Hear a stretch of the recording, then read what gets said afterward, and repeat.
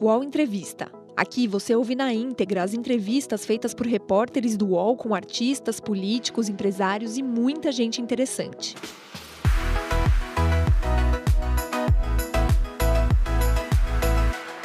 Olá, o estúdio da TV Folha, UOL em Brasília, recebe hoje a deputada federal Tabata Amaral. Obrigado, deputada, pela presença. Obrigada pelo convite. Quem está do meu lado aqui para entrevistar a deputada é o repórter Guilherme Mazieiro. Obrigado, Guilherme, pela presença.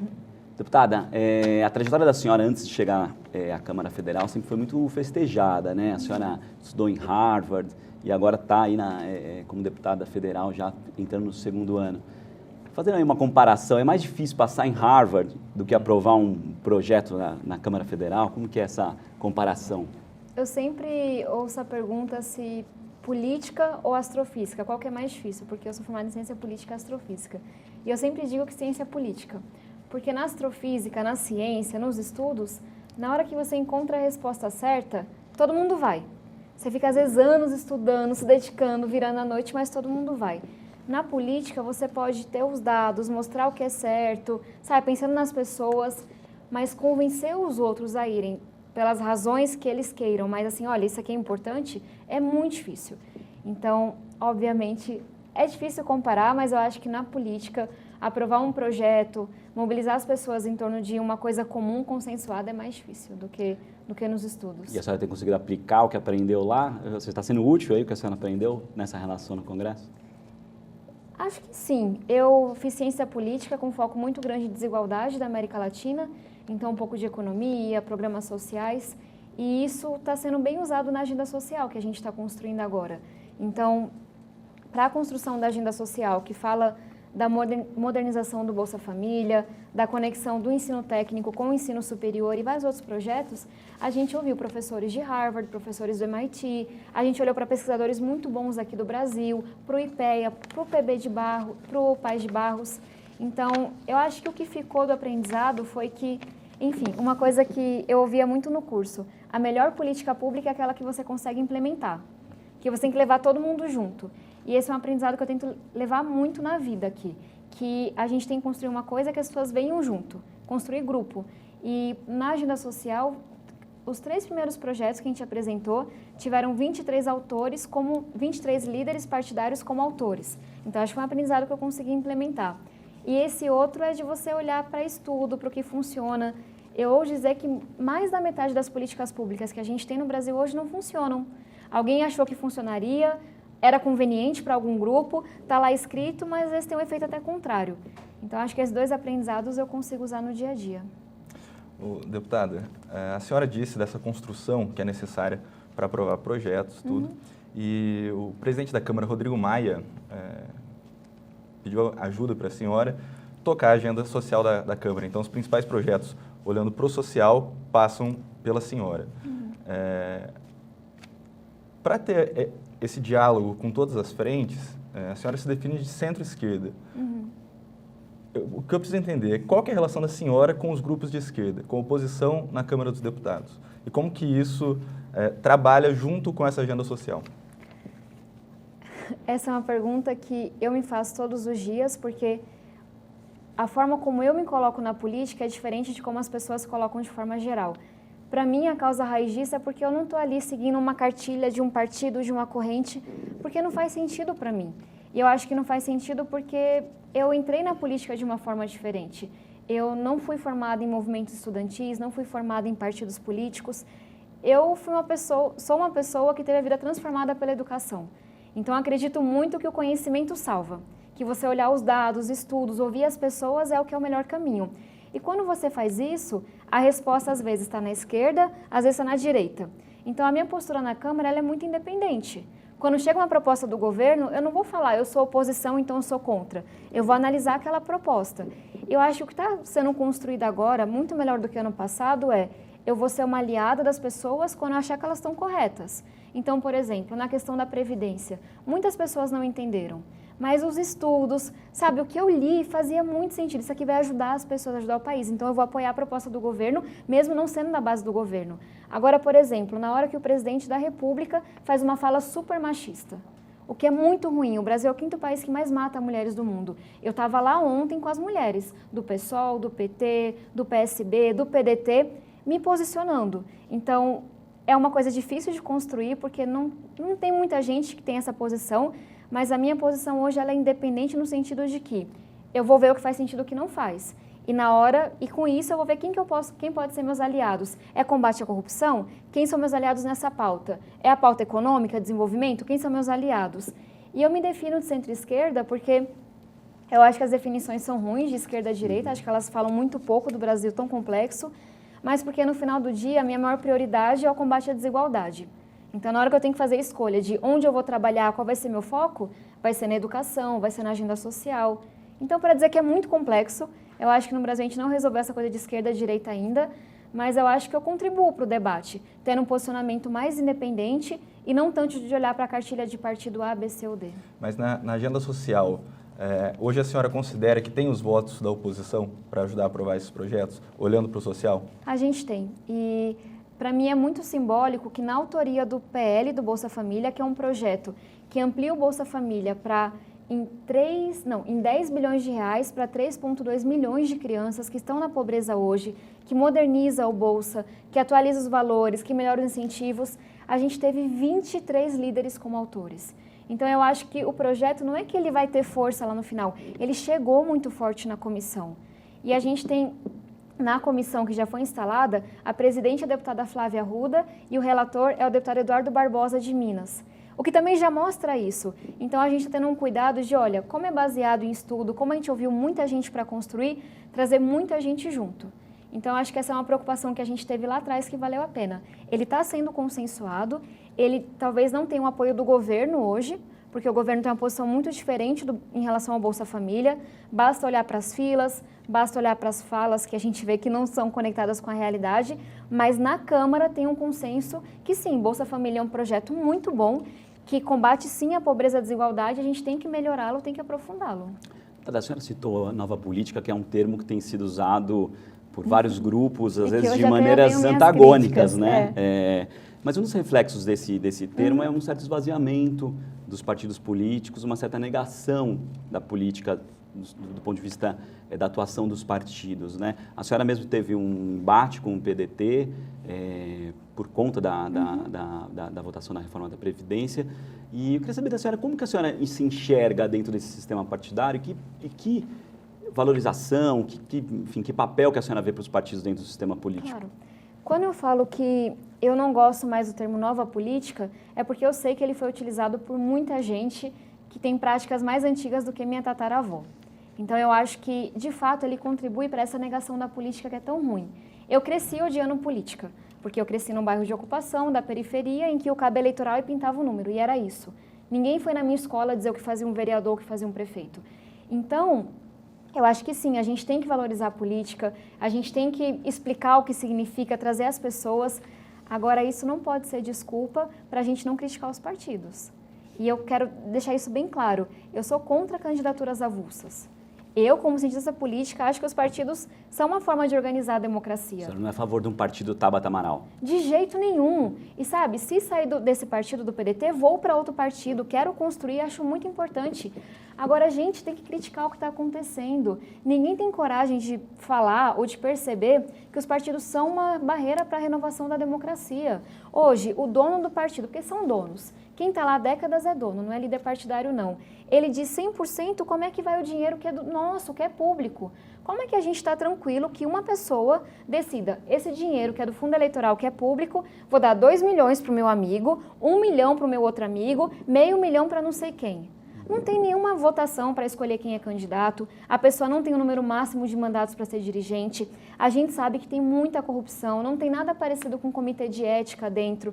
As mulheres, a gente sabe que tem o 30% lá, que deveria ser de mulheres, de financiamento, só que no final são ou laranjas ou aquelas que não vão incomodar muito. Porque a mulher que está transformando, está trabalhando na ponta, não é recrutada pelos partidos. Então, qual que é o problema que eu acho que não é? Que é coragem. É eu falar, sou a favor de partidos, quero estar em um, quero construir, quero mais fortes, não sou a favor de candidaturas avulsas, etc., mas tem que mudar do jeito que está. Porque do jeito que está, com esse monopólio do dinheiro público, sabe, com donos, quem é comum, quem vem da sociedade não vai gostar, não se vê representado.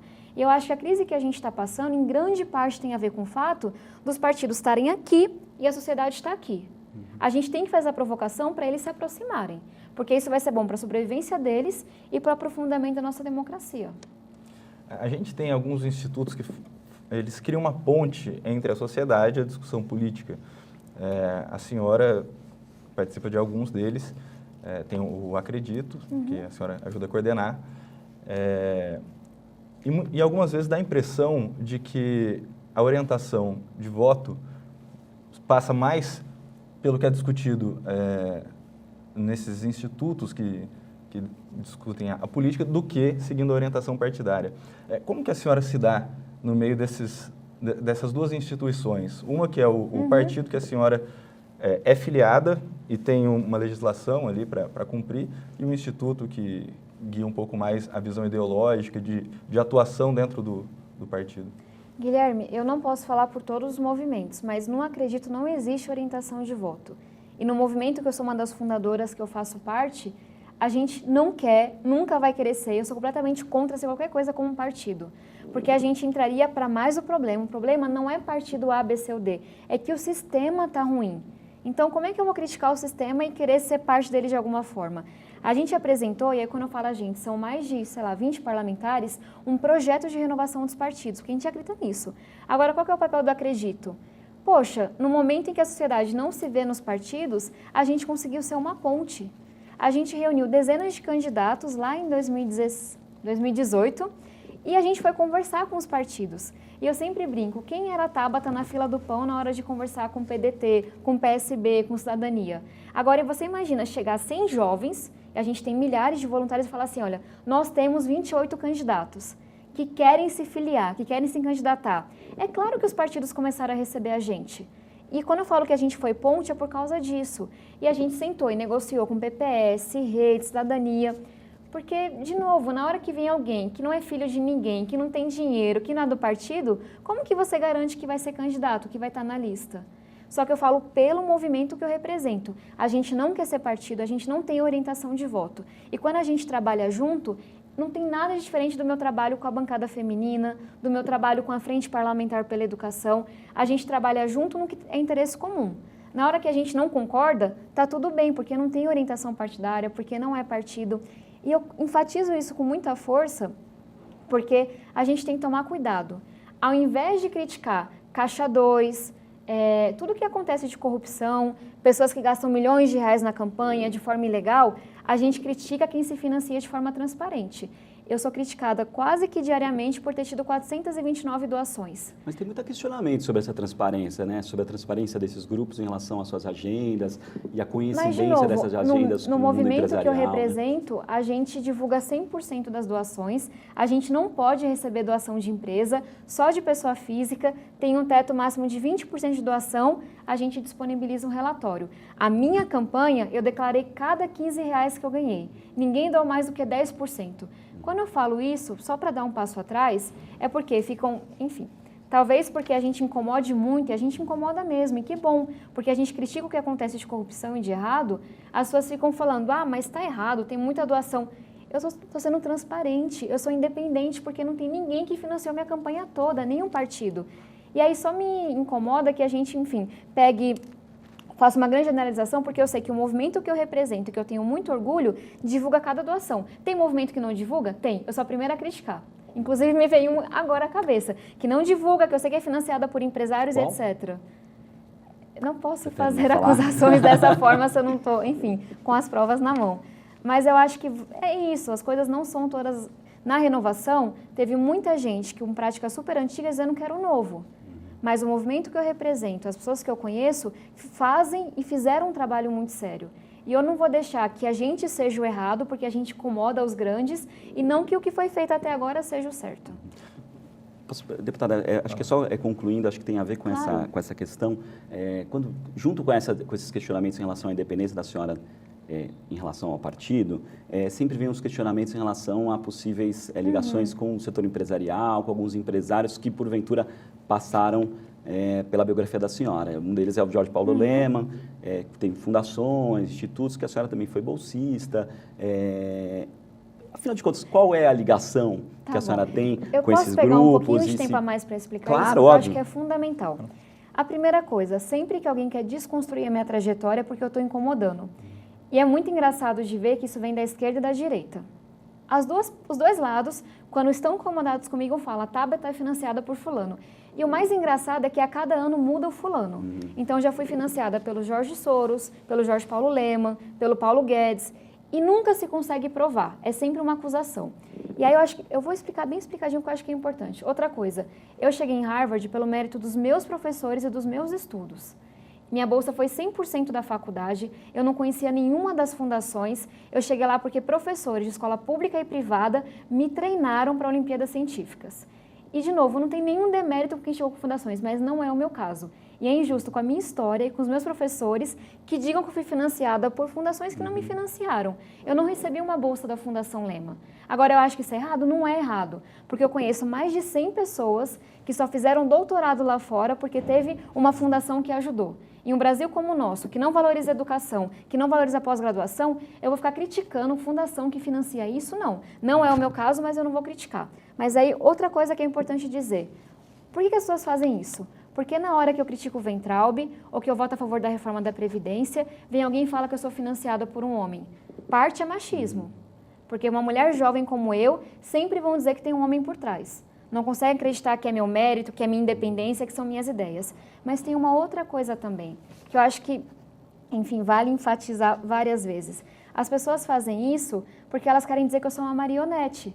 Elas querem dizer que eu estou amando do empresariado, que eu represento não sei quem, mas parte que foram dos eles que me questionamentos botaram. são também justificáveis, né? A senhora é uma pessoa pública e Não, é natural que haja mas é engraçado questionamento. que venha de todos os lados, todas as vezes que eu incomodo. De novo, eu nunca conheci o Jorge Soros. Se eu ver na rua, eu não sei dizer quem é. O Jorge Paulo Lemann, eu admiro muito, é um ex-aluno da minha faculdade, mas não foi responsável pela minha faculdade. Minha bolsa não foi da Fundação Lemann. Então é engraçado como pegam coisas que não estão erradas. Teria muito orgulho se fosse bolsista, mas pegam para atacar.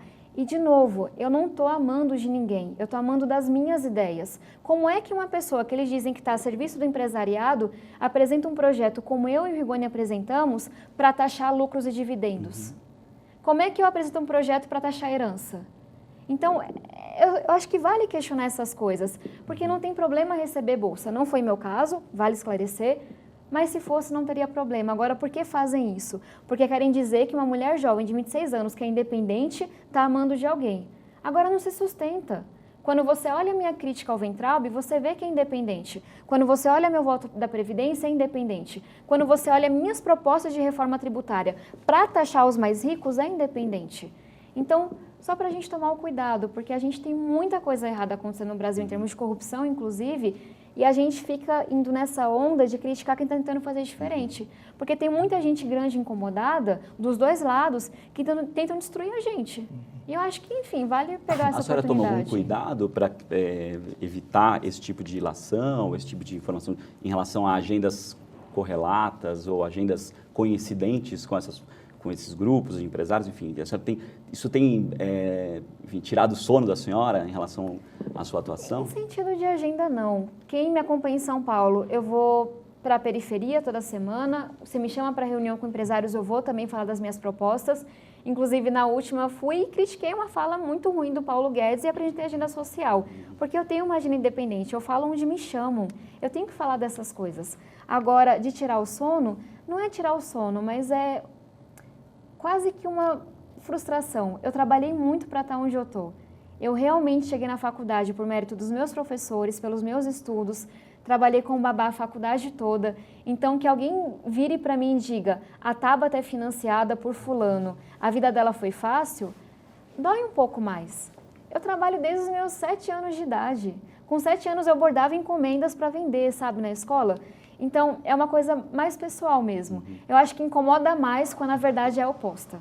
Mas, enfim, eu tenho que aprender a lidar com isso. Como você falou, na vida pública eu estou exposta a isso, mas eu não posso ficar quieta, quando tudo isso é baseado em mentiras e em motivações que eu sei quais são. Deputada, ainda falando um pouco disso do passado, essa questão de vida pública, tem esses ataques que a gente identifica, falando da trajetória da senhora, e a senhora muito nova se elegeu deputada, E na declaração de contas da senhora, se eu não estou enganado, são 122 mil declarados de bens próprios, né? E tem essas acusações do financiamento da senhora, que veio de uma questão mais humilde e pelo estudo ascendeu.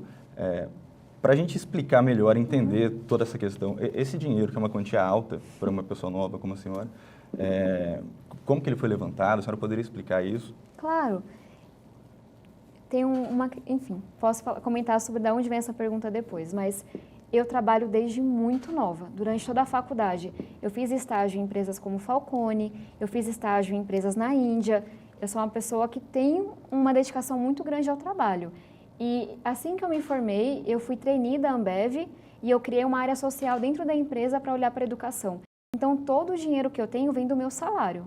Tanto que nunca foi questionado. Não vem de bolsa, não vem de doação, vem do meu salário.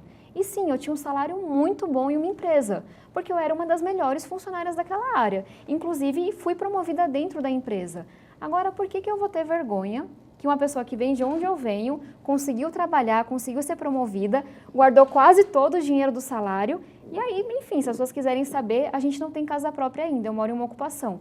Então, cada centavo que eu ganho, inclusive hoje, eu coloco nesse mesmo fundo que você mencionou, porque a gente não tem bem próprio, casa, etc., para poder legalizar minha casa. Inclusive, dei entrada no processo ano passado, porque é um sonho que a gente tem, eu quero ter segurança que a gente tem uma casa para minha família. Mas com o risco de aborrecer as pessoas, eu volto atrás porque é isso. Eu declarei cada centavo que eu ganhei nessa vida. Eu ganhei esse dinheiro trabalhando, com salário. Tanta gente que herdou, tanta gente que roubou. E as pessoas criticam o dinheiro que eu ganhei com o meu salário trabalhando. E eu tenho muito orgulho, sim, eu fui uma excelente funcionária em todos os lugares que eu passei. Porque eu sou dedicada, porque eu estudo, porque eu me esforço. Então eu não vou ter vergonha disso, não. E se Deus quiser, mais, não sei, 2, 3 anos, eu consigo juntar dinheiro e legalizar minha casa, porque é o nosso sonho. E coisas B, sabe? Tipo, eu não gasto dinheiro, às vezes, nem com coisas de estética. Eu economizo muito mesmo, sou mão de vaca de verdade, como com R$8 por dia o almoço, porque eu quero legalizar minha casa, eu quero que a gente tenha casa própria. E tá tudo ótimo. Os podcasts do UOL estão disponíveis em todas as plataformas. Você pode ver a lista desses programas em uol.com.br/podcasts. Recebe salário, faz transferência, pagamento, recarga de celular e até empréstimo, tudo sem taxa. PagBank, a sua conta grátis do PagSeguro. Baixe já o app e abra sua conta em 3 minutos. Deputada, a senhora comentou um caso de machismo agora que tem sido repercutido, que a senhora se posicionou. Eu queria saber, da senhora, se, em relação a esse episódio do ataque do presidente Bolsonaro a uma repórter da Folha fazendo insinuações sexuais, se a Câmara e a senhora imagina um outro tipo de ação, se o que foi feito está dentro do limite, e até se a senhora comentasse como que tem sido o embate pessoal da senhora em relação ao machismo dentro do Congresso Nacional. Sim, não está dentro do limite. Primeiro que uma pessoa ir até uma CPMI fazer uma acusação falsa é crime. E a gente não está percebendo isso, sabe? O que ele fez ali com a repórter Patrícia, com a jornalista Patrícia, é crime. E ele deve ser punido por isso. Agora, tem uma coisa que tem uma dose extra de erro, que é quando o presidente da República repercute isso. E muita gente falou, poxa, você não se posicionou quando o fulano, o ciclano foram machistas. Eu falei, minha gente, eu vejo machismo o dia todo. Se eu vou ficar me posicionando, vai ser 200 mil tweets por dia sobre machismo. Agora, quando o presidente da República fala, é diferente. Porque na hora que o líder fala, você está dizendo, é ok ser machista, é ok mentir. E a gente é o 5º país que mais mata mulheres em crimes de ódio. Então, você está falando que sim é ok assediar, que sim é ok sexualizar a mulher. Então, quando eu me posicionei ontem na Câmara com outras deputadas, foi por isso. Porque não é mais uma questão de partido, é uma questão de violência. É completamente absurdo o que o presidente fez de fazer graça, de fazer piada com uma coisa tão séria, que foi como aqui aconteceu. E a gente sabe que a política é um lugar muito violento para as mulheres. Tem uma coisa que a deputada Soraya Santos, que é nossa prefeita lá na Câmara, a primeira secretária, fala, a gente só conhece 2 pessoas que foram mortas por defenderem suas ideias, Ceci Cunha e Marielle Franco. As mulheres são violentadas e mortas por defender ideias, os homens não. E ontem mesmo, na hora que as mulheres subiram e leram uma carta e fizeram um ato, o que a gente viu? Deputados gritando, dando risada, mandando raspar o sovaco, que é uma coisa tão grosseira, tão sem sentido.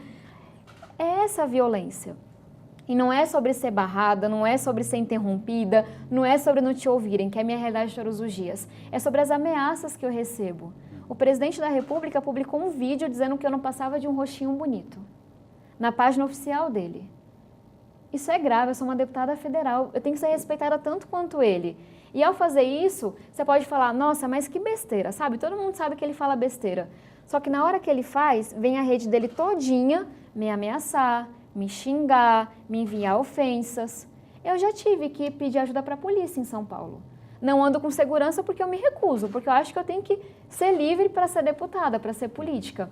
Mas é tão grande essa violência que vem, porque fala assim, o Bolsonaro falou uma besteira, não é nada. A Patrícia viveu isso, eu vivi isso. Na hora que alguém fala uma besteira, o ministro, o presidente, o assessor, vem uma onda de seguidores, de robôs, para te enviar ameaça de morte. A senhora recebeu? Muitas, para te enviar ofensas. Isso é claro que eu sinto medo. E isso se intensifica quando a senhora critica o governo, por exemplo, quando os embates com a educação? Quando eu critico o governo. Porque na hora que você, por exemplo, eu tenho uma fala muito dura em relação ao ministro da Educação. Porque ele é um péssimo ministro da Educação. Não fez absolutamente nada em um ano. Ele gasta dinheiro e energia, dinheiro público, por sinal, para espalhar mentira, para combater o oponente, para fazer política pública que é bom, ele não gasta não. E na hora que ele vai lá e faz um tweet sobre mim e coloca uma foto machista e faz um vídeo, os seguidores deles vêm para minha rede para fazer isso, para ameaçar, ofender, criticar. Eu me considero extremamente corajosa, eu sou da luta mesmo, então eu continuo. Só que eu já pensei, será que vale a pena? Aí eu sempre brinco, como eu sou formada em astrofísica, será que eu não deveria estar no laboratório trabalhando para estar aqui me expondo com minha vida em risco?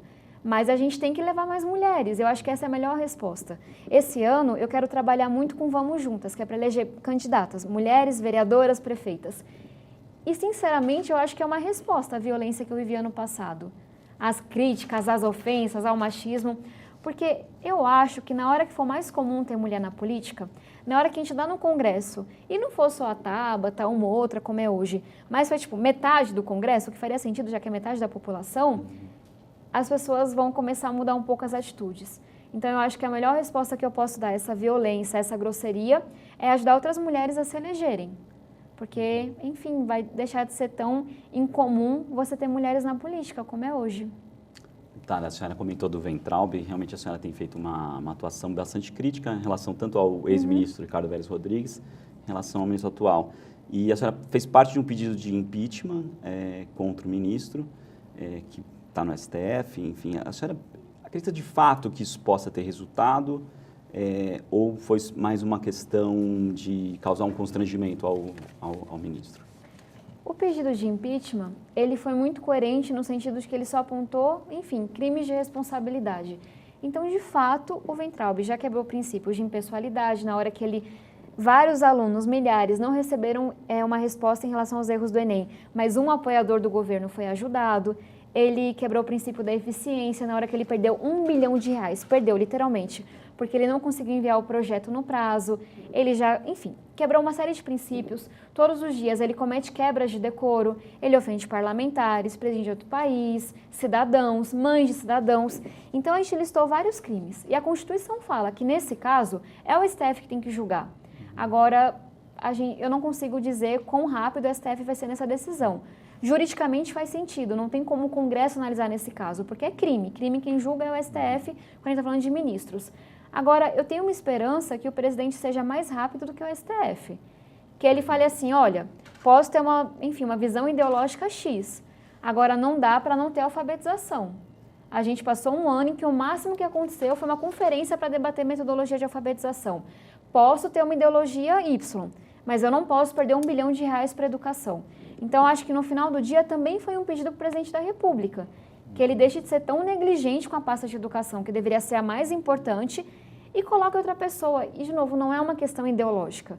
A gente está falando de crimes, a gente está falando de políticas públicas que não foram feitas, e mesmo a carteirinha digital é um bom exemplo, porque o Weintraub começou a dizer ontem que eu sou a responsável por não ter aprovado a carteirinha digital.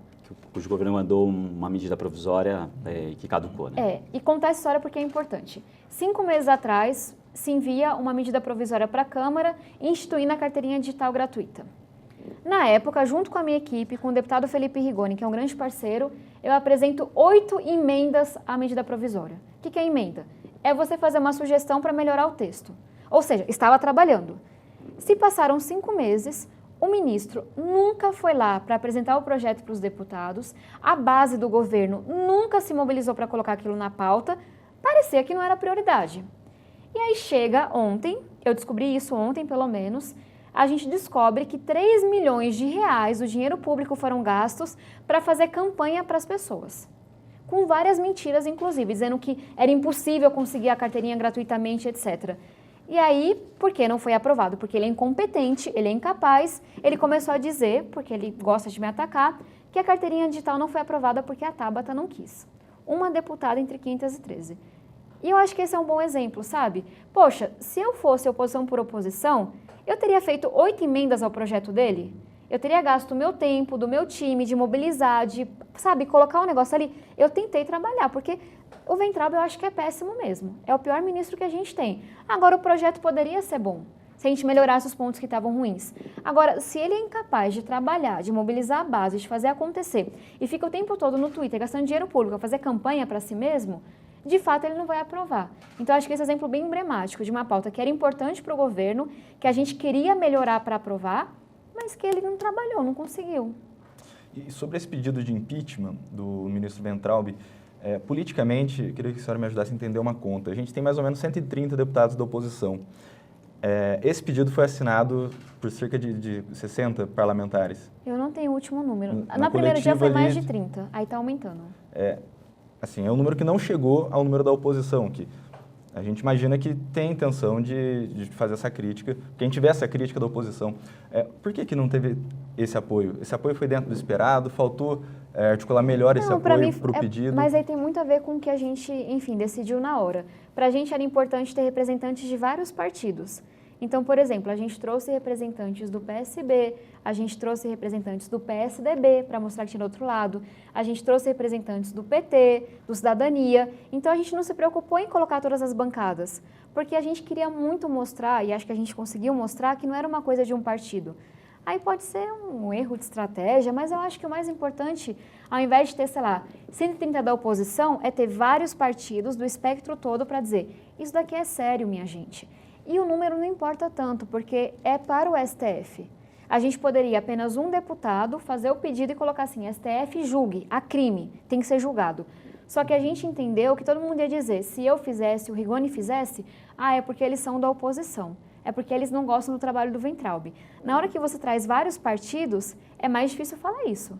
Porque, inclusive, partidos que votam mais com o governo do que contra apoiar esse pedido de impeachment. Então, foi só uma coisa do contexto mesmo. Deputada, puxando um pouco para a educação, mas ainda nesse tema, o Plano Nacional de Educação previa uma lei de responsabilidade educacional que estivesse pronta até 2015. O Congresso, até agora, não levou isso adiante. A senhora não acredita que seria importante que o Congresso trabalhasse nessa matéria e, num caso de um impeachment do ministro, não pode ter um efeito cascata aí nas secretarias estaduais, municipais, de muita gente pedindo aí a cabeça de secretários que, porventura, não estejam de acordo com outros grupos ou realmente esvazia até o Ministério Público? Enfim, como que a senhora vê esse impacto cascata aí? Uma coisa na sua fala que não é correta, que eu acho importante corrigir. O nosso pedido de impeachment não foi porque a gente discordava do ministro. Não é porque eu tenho uma visão de mundo que é diferente do Weintraub, que é o que você trouxe na sua fala. A gente conseguiu demonstrar que ele cometeu crimes. Se qualquer pessoa no Brasil inteiro conseguir fazer um pedido demonstrando que houve crime, vai ter todo o meu apoio, tem que ser julgado sim, porque a educação é a parte mais importante. Agora, eu tenho certeza que a gente conseguiu demonstrar com o nosso pedido, e vale a pena ler para entender isso, que não foi por rinha ideológica, que não foi porque a gente é da oposição. Então, poxa, se o exemplo a ser seguido é o nosso, mas eu li, que seja inclusive tem reportagens crime. nossas citadas. A gente leu, não é porque a gente discorda do que o ministro fala, etc. Então é importante porque, enfim, para deixar bem claro, não foi essa a motivação. Se alguém se inspirar no nosso trabalho, que seja nesse sentido. Vamos fiscalizar, fazer um trabalho sério e denunciar quando há crime. Então, acho que é importante dizer isso. O Fundeb, acho que foi uma agenda legislativa das mais importantes. Sobre a lei da responsabilidade educacional, verdade. Eu já defendi muito esse projeto como ativista. Eu trabalho como ativista pela educação desde os 15 anos, então Acompanhei as 2 vezes que ele tentou ser votado.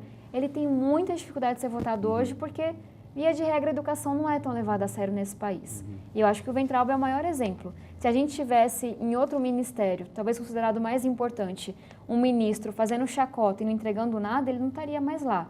Mas tem todo o meu apoio. Eu acho que sim, a gente precisa de uma lei de responsabilidade educacional, porque a gente tem 5.570 municípios e a gente não pode depender de mais de 5.000 prefeitos para que a educação aconteça. Puxando para a Fundeb, que enfim, a agenda legislativa, o Fundeb é o fundo, o principal mecanismo de financiamento da educação básica, e isso, a vigência termina esse ano.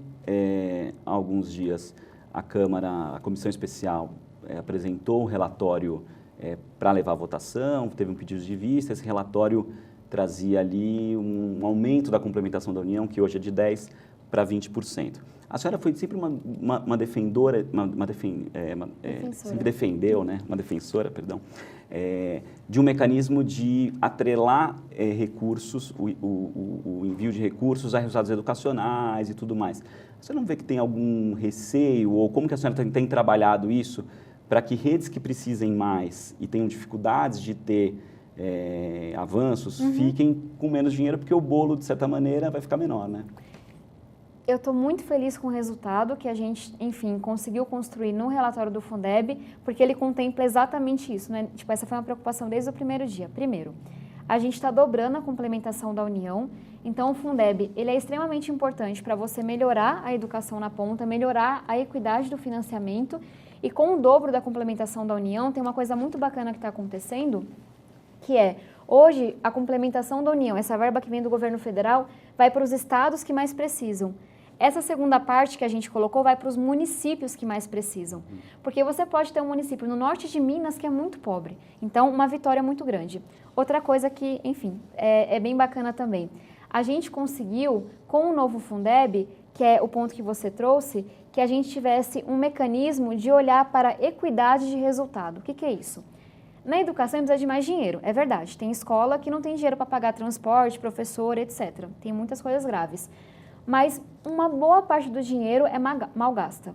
Eu ouvi de um prefeito no interior de Minas que ele não poderia dar Ibope para a gestão anterior. Então ele acabou com todos os projetos. De cada 4 cidades no Brasil, em 3 delas, o diretor escolar é indicado pelo vereador para apoiar apoiador político. Então a gente sabe que se você só coloca mais dinheiro, mas não faz nada para aquele dinheiro ser investido de fato nos alunos, não é uma garantia de que a educação vai melhorar. Então o que a gente fez? Lutou para que tivesse mais dinheiro, e são 10% a mais, então isso é muito bacana, e que uma parte desse dinheiro, que é 2,5%, então vai aumentar de forma geral, e vai ter uma parte adicional que é para resultado. Mas mesmo aí tem uma preocupação com equidade, porque a gente quer distribuir esse dinheiro para aqueles municípios que crescerem mais percentualmente e não só o valorzinho. Por exemplo, digamos que a gente tem um município com uma nota 1 e um com uma nota 9. É muito mais fácil para quem está com nota 9 para nota 10. Né? Você já sabe fazer, está indo super bem. Agora, ir de uma nota 1 para uma nota 2 é muito difícil para uma rede mais pobre. Só que a gente, pela fórmula que a gente está calculando, quem está lá embaixo vai conseguir ganhar mais dinheiro se crescer um pouquinho do que quem está lá em cima. Então é um mecanismo básico de porcentagem, porque a gente quer, de novo, colocar esse dinheiro para quem está de fato comprometido com a educação, investindo o dinheiro do Fundeb na educação, mas olhando para as redes que precisam mais, que é o ponto que você trouxe. Então nunca vai ser para quem chegou mais longe, é para quem correu mais no último ano. Mas se no caso, por exemplo, de uma prefeitura, hoje os dados mostram que quem tem, enfim, os alunos que mais precisam têm as piores escolas, têm as piores condições, em geral estão em prefeituras mais pobres, em regiões mais pobres, e ele não tem culpa disso, né? Então, se o aluno que está numa cidade, até tem um dado sobre biblioteca, por exemplo, quase nem metade das escolas dos alunos mais pobres tem biblioteca, dos alunos mais ricos, isso na escola pública, chega a mais de 90%, né? Então, você tem condições ali de oferta que dificultam ainda mais que aquela rede progrida, melhore. Que culpa que tem um aluno que, porventura, está numa cidade que o prefeito ou o secretário de educação não tem comprometimento e aquela rede não consiga sair do lugar, e ela vai ter menos dinheiro nesse bolo, né? Essa é uma visão que eu acho que ela traz um pouco de preconceito em relação à nossa educação. O meu sonho para a educação no Brasil para os próximos 10 anos é que a gente tenha o ensino fundamental do Ceará e o ensino médio de Pernambuco.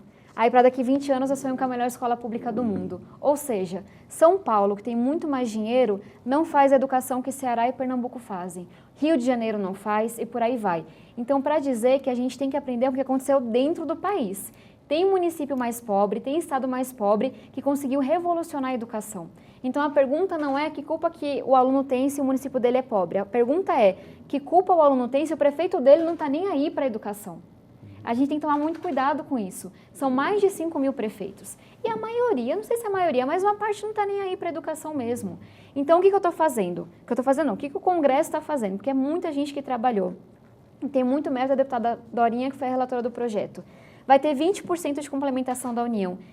17,5%, que é tipo a grande maioria, vai independente de resultado. Quem mais precisa vai receber. 2,5%, que é uma partezinha ali daquilo, dá uns 10% mais ou menos, vai para quem conseguiu se esforçar mais para usar aquele dinheiro. Então, eu acho que a gente responde as duas perguntas. O dinheiro vai sim para quem mais precisa, mas ele vai também para quem mais trabalha com a educação. Porque aquele menino que nasceu, que estuda em uma escola pública e teve a má sorte de não nascer no Ceará, por exemplo, ou em Pernambuco, e o gestor, o prefeito, não está nem aí para a educação, agora o prefeito vai pensar, se eu acabar com indicação política, que é uma coisa que a gente colocou no projeto, se eu fizer uma boa cobertura de creche, se eu investir na formação dos professores, eu vou ter dinheiro no meu bolso aqui para gastar. Então, acho que a gente tem que começar a se perguntar mais isso. Que culpa que o aluno tem de ter nascido num município que não valoriza a educação? Porque tem município no Brasil que valoriza e faz um ótimo trabalho e a gente tem que aprender com eles. E não são os mais ricos, o que eu acho fundamental. Deputada, e falando de financiamento da educação, a gente tem uma estrutura no país hoje de que parte do orçamento do governo tem que ser direcionado obrigatoriamente para a educação, assim como para a saúde. E o ministro Paulo Guedes, ele tem uma visão contrária a isso. Então, o governo pensa em que esses gastos não sejam obrigatórios. Na educação, por exemplo, alegando essa questão de gestão, que quem está na ponta consegue aplicar melhor. Qual que é a visão da senhora sobre isso? Esse gasto com a educação tem que ser obrigatório e de quanto? Para mim tem que ser obrigatório, a gente já tem isso estabelecido na Constituição, em projetos de lei, e eu volto à mesma fala anterior, que culpa que o aluno vai ter de nascer em um município que o prefeito não valoriza a educação. Então eu acho que a gente coloca esses mínimos constitucionais, qual que é o mínimo a ser gasto, porque e se ele nascer numa prefeitura em que o prefeito acha que a educação não é tão importante assim? Não é o que dá mais voto, porque não dá voto mesmo não. Enfim, já construí escola, não tem mais como mostrar edifício, então vou colocar esse dinheiro em outra coisa. E aquela geração fica ali perdida? Porque coisa para gastar a gente tem. Fazer formação de professores continuada, que é o trabalho, de novo, que foi muito bem feito em Sobral e no Ceará, que está sendo feito no Pernambuco quando a gente fala do ensino médio. Então, quando a gente desenha política pública, eu pelo menos tento pensar muito, não no prefeito, e sim no aluno. E eu sei que com mais de 5 mil prefeitos vai ter de tudo. Então a gente tem que criar os incentivos para eles investirem em educação, tem que dizer qual é o mínimo, porque esse Brasil precisa ser comprometido com a educação. E na briga do dinheiro, quem sempre perde é a educação, e depois saúde. A educação até perde dinheiro para a saúde às vezes, porque é uma coisa mais urgente, né? Se a gente fica doente, falta cirurgia, falta remédio, a gente reclama. Agora, se você não aprende frações, você não percebe isso na hora. Então, eu sou contra essa proposta do Guedes. Deputada, tem essa discussão na educação entre gestão e mais recursos. Ela é muito forte, mas tem uma ênfase maior, muito forte. A senhora comentou isso, até deu o exemplo do Ceará, de alguns lugares que conseguiram resultados, de que a gestão, de que há desperdício, de que a gestão pode melhorar. Mas, de certa forma, isso acaba mascarando um problema de recurso que o Brasil tem, né? Comparações internacionais sempre são feitas de maneira, em relação ao PIB, como se a gente investisse o que os outros países investem há anos, e a gente possa investir isso muito recentemente. A gente tem muito mais crianças do que outros países. Muito mais crianças, a gente, enfim, tem um problema educacional muito mais grave e a inclusão ainda em andamento. A senhora tem usado o prestígio que a senhora tem para levar isso adiante? Porque parece que sempre, se tiver dois lados, o lado da gestão tem sempre ganhado, né? Parece que não precisa mais de dinheiro da educação, né? Eu sinto que as pessoas escolheram uma bandeira e estão carregando ela cegamente. Tem um grupo, enfim, na política que acha que só falta dinheiro. Não, tá tudo excelente, o pessoal não gasta, não rouba, só falta dinheiro. Isso não é verdade. E tem um outro grupo, igualmente gritante, que fala, só falta gestão. Com mais gestão resolve tudo. E qual que é o meu papel difícil nisso? É falar que faltam as duas coisas. Na hora que eu grito, só falta dinheiro, nossa, o vídeo viraliza nas redes sociais. Na hora que eu grito, só falta gestão, o pessoal aplaude, acha ótimo. Agora, na hora que eu digo, falta dinheiro e falta gestão, parece que você não está defendendo nada. Só que a proposta que a gente vai aprovar do Fundeb ela conseguiu colocar isso, ela colocou falta dinheiro. A gente vai dobrar o dinheiro que a União coloca, porque falta. Tem um município que literalmente, com aquela verba, nenhuma escola privada conseguiria fazer. Falta dinheiro. Agora também falta gestão. E eu acho que a escolha que a gente fez dos 10% que vem a mais, 7,5% vai só porque falta dinheiro mesmo, e 2,5% vai porque falta gestão, eu acho que ela mostra um pouco nossas prioridades. Eu acho que sim, faltam as duas coisas, não é o que viraliza nas redes, é difícil de explicar, mas a gente conseguiu construir um projeto na Câmara que olha para essas duas deficiências. E talvez muita gente não entenda isso, porque, de novo, não chega no WhatsApp, no videozinho que a avó manda, que a tia manda. Mas eu fiquei muito feliz, porque foi a primeira vez que eu vi um projeto na Câmara olhando para as duas preocupações ao mesmo tempo, de falta de dinheiro e falta de gestão. E tá tudo bem, não é uma guerra entre as duas. No Fundeb tem lá, no texto atual, tem um dispositivo que permite o MEC, o governo da União, né, colocar o dinheiro do salário de educação, que é, enfim, representa cerca de 9 bilhões. E aí tem uma discussão se esse dinheiro, ao ser colocado no Fundeb, representaria ou não dinheiro novo. O que a senhora acha? Fez estudos sobre isso? Obviamente, eu não posso falar pelo presidente Rodrigo Maia, nem pela deputada Dorinha, que é a relatora. Mas o que eu entendo da discussão e o que eu apoio a gente pode até colocar o dinheiro do salário educação, mas o MEC vai ter que continuar oferecendo todos os serviços que ele oferece hoje com esse dinheiro, que tem a ver com merenda, material didático, etc. Porque senão seria muito fácil, né? Você virar e falar assim, olha, tirei dinheiro do salário educação, está resolvido o Fundeb. Agora, como é que vai entregar? Então, o nosso ponto tudo bem, pode vir daí, mas o MEC vai ter que encontrar uma maneira de continuar entregando material didático e merenda como entrega hoje. Uma última pergunta. A gente falando de Fundeb e da questão política na Câmara, no final do ano passado, o Rodrigo Maia tinha uma grande interlocução com quem comandava o FNDE, e ele foi substituído, o Rodrigo Dias foi substituído pelo ministro Weintraub. E a partir dali começa a ter um tensionamento maior entre a Câmara e o Ministério da Educação. E aí, nesse começo de ano, o presidente Rodrigo Maia abraça a ideia do Fundeb. Na visão da senhora, por que o presidente abraçou essa questão do Fundeb? É para ajudar na pauta social? É uma queda de braço com o ministro Weintraub? A que a senhora atribui? Eu só queria discordar de uma coisa. Eu participei de reuniões sobre o Fundeb na casa do presidente Maia, pelo menos uma por mês no segundo semestre do ano passado. Eu, pessoalmente, falo com ele sobre o Fundeb desde o ano passado. A deputada Dorinha também fala com ele. Então, assim, essa ordem de fatores não é correta. Eu não sei falar da relação dele porque eu não conheço o ex-presidente do FNDE. Não sei se foi um fator ou não. Agora, sobre o Fundeb, não foi um fator. Eu participei de reuniões em São Paulo e em Brasília com ele, com outros deputados, com a Dorinha, para discutir o Fundeb. Eu acho que foi uma coisa que colocaram, enfim, meio fora de ordem para tentar acusá-lo de uma perseguição ao Weintraub. Mas ser defendido publicamente essa pauta pelo Maia, pelo presidente Maia, é porque a gente conseguiu chegar num consenso agora. É? A gente vem se reunindo desde quando começou? Acho que foi no final do primeiro semestre. Quando eu apresentei a minha emenda falando de resultados, me falaram que era impossível aquilo um dia ser acatado. Como assim a gente vai falar de qualidade de educação? A gente só fala de financiamento. E foram muitas reuniões para gerar consenso. Porque eu discordava do presidente, que discordava da relatora, que discordava da outra pessoa, que discordava de não sei quem. Eu, assim, sinceramente, depois da agenda social, foi a maior quantidade de horas que eu dediquei. Eu fiz muita reunião brigando, assim, sabe, no bom sentido de eu discordo, você está errado, o valor não é esse. Então demora para gerar consenso. Sabe quando a gente gerou consenso? Essa semana.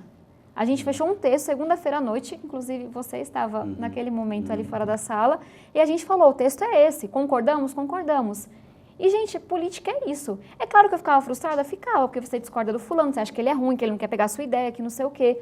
Mas a gente fez o que a política é. A gente se reuniu, construiu um texto que não é o sonho de ninguém, mas que é uma vitória enorme para o Brasil. E aí, é timing, sabe? Foi quando aconteceu. Calhou da gente ter fechado o texto na segunda e ter começado o processo de votação na terça-feira. Eu acho que não tem nada a ver com o Weintraub, é um pouco contrário. Agora, o Weintraub ameaçar que vai enviar um novo texto para acabar com tudo, aí é criancice dele, porque ele é assim mesmo. Tá, ele falou que era a última, mas agora acho que eu tenho que fazer a última pergunta de fato. Bom. Porque em 2017, eu lembro que eu entrevistei a senhora para uma reportagem sobre jovens que estavam se preparando a sua vida acadêmica para entrar na política. E a senhora me disse naquele dia, que foi publicada na reportagem, que a senhora queria concorrer a cargo legislativo, mas o sonho da senhora era ser presidente do Brasil. Eu falei isso. Falou, está publicado. Tá bom, eu realmente não me lembrava. Enfim, a senhora ainda tem o desejo ou de ser presidente do Brasil? Meu sonho hoje é bem diferente. Talvez tenha a ver com os referenciais de presidentes da República que a gente tem.